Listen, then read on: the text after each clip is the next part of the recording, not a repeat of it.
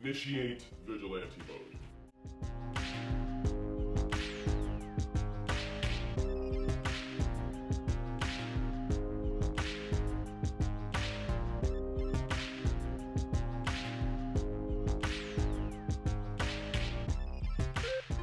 I don't know if this is a new segment yet. I guess I'm testing the waters. I'm thinking about calling this Vigilante Justice. It's more of a segment where I talk about more social justice issues, perhaps related to film, television, or theater. I got the opportunity last night to see a play called Us. It was put on by Dixon Place, which is like a small theater downtown on Christie Street. Really nice kind of black box venue. It was directed by Asia Kate Dillon, who you might know from Orange is the New Black. Now I'm gonna be honest, I don't watch the show. Love Netflix, obviously. I can't watch everything, but a lot of people involved in the production, including the producers, Amanda Stephen, and Miriam Morales, are involved in Orange is the New Black as well. It was really cool to kind of connect with actors who are on a high profile show who are still doing small scale work, but more like large scale in terms of heart and content. The play was essentially a kind of interview theater slash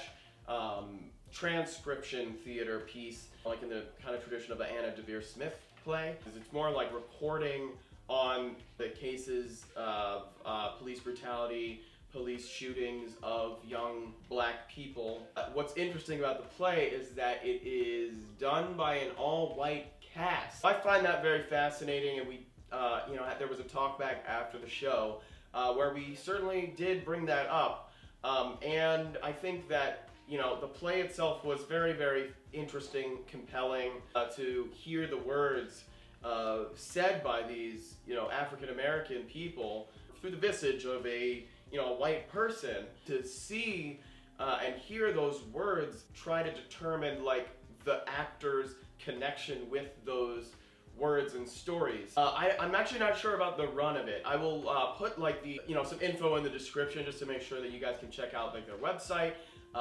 Asia has a production company called Mirror Fire Productions, so I'm sure she has a lot of other cool stuff going on, but this is like a piece that I think is really worth kind of investing in. I mean, there's so many like small little projects like this out there that are worth investing in, and as an educator, and what I'm working with my students on right now is kind of in the same vein as what this group of people basically put on. And I am talking to them about maybe doing some sort of a workshop or even performance at my school. I will keep you updated on that, because I think that this particular segment could be really good for networking with people in education, so we can get like sort of more outreach to communities that don't have a lot of this sort of thing going on. As a play, yeah, I liked it. I thought it was cool, and I love the infusion of footage, and the recordings of Eric Garner's murder was something that was shown, and images were displayed, and it was a very like kind of simple production, no real costuming or anything like that, and I don't really think that it was necessary here. I think it was more about what was being said, and the people who were trying to reiterate the messages that I think are very overshadowed by a lot of ignorance and hate and distrust and other things. But like what was even more pertinent than the show itself was the talk back after the show. And that video was extremely disturbing, but as a young person, it was so disturbing and so real that I personally could not be affected by it. I understand that I think it's a natural reaction actually to sort of laugh at violence, laugh when we're uncomfortable, and laugh it off and keep it far away from us. It is very, very hard actually to open ourselves up to those feelings, and I think all we can do is give people an opportunity. If we never give them the opportunity, then maybe they will never get the chance.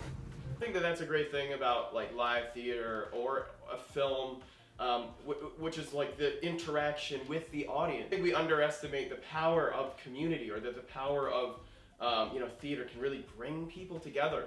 And that was what I was so happy about last night, because I've honestly been feeling very, very angry lately.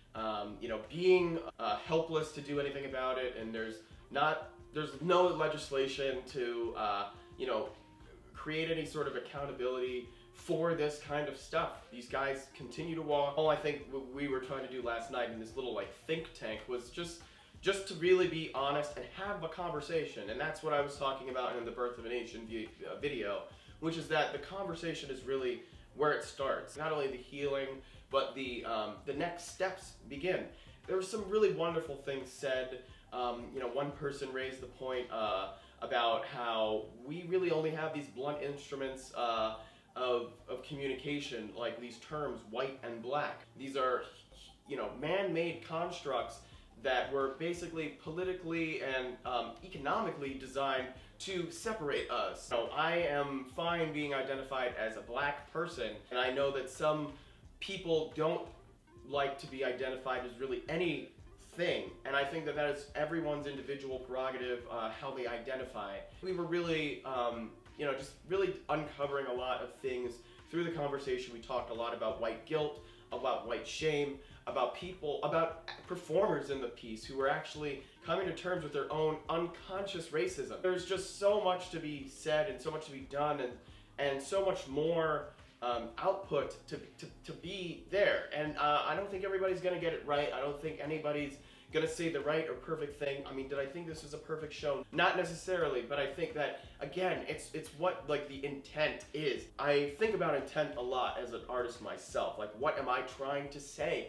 I think that if you're just making something for the sake of cool moments or whatever, then you're gonna have a very vapid piece. And we have a piece that's really designed to invite conversation, debate, perhaps discomfort, but trying to be comfortable with that discomfort so that we can work through that. I felt like being there was very cathartic because I felt very isolated in these feelings and not really knowing how to best address them. I'm not necessarily a person to go out there and go to a protest. I feel really uncomfortable in a crowd of people. Everybody has their own method of communication, so I prefer to make a video. It can be very challenging to completely write people off when they don't agree with you, to not write people off completely, and to give them a chance to try to explain things. And I think we sometimes, and I know I can do this, find more healthy ways to disagree with people. I'm going to continue to raise awareness about it, and I try to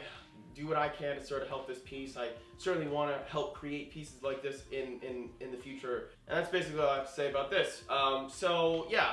Make sure you check out the description. There's probably just too much to really say in the video, so there are things in the description, like resources and things, where you can connect with some of those people who are involved and find out more about this play. If you like this video, please like, share, and subscribe to Vigilante Mode Reviews. You can check me out on Facebook at Vigilante Mode Productions or at Sheet Short Film. You could also check me out on Twitter at Haynes Jordan, on Instagram at Vigilante Mode, and I feel like I'm coming up. I have too many handles at this point, so I need to consolidate. Please keep your eye out for Sheet. Let's get this thing to 1 million views. I want y'all to see it. We worked so hard on this movie, and I'm really proud of it. I'm not saying it's the best movie ever, but I think it'll be fun. See you guys next time. Until the next video. Vigilante Mode, deactivate.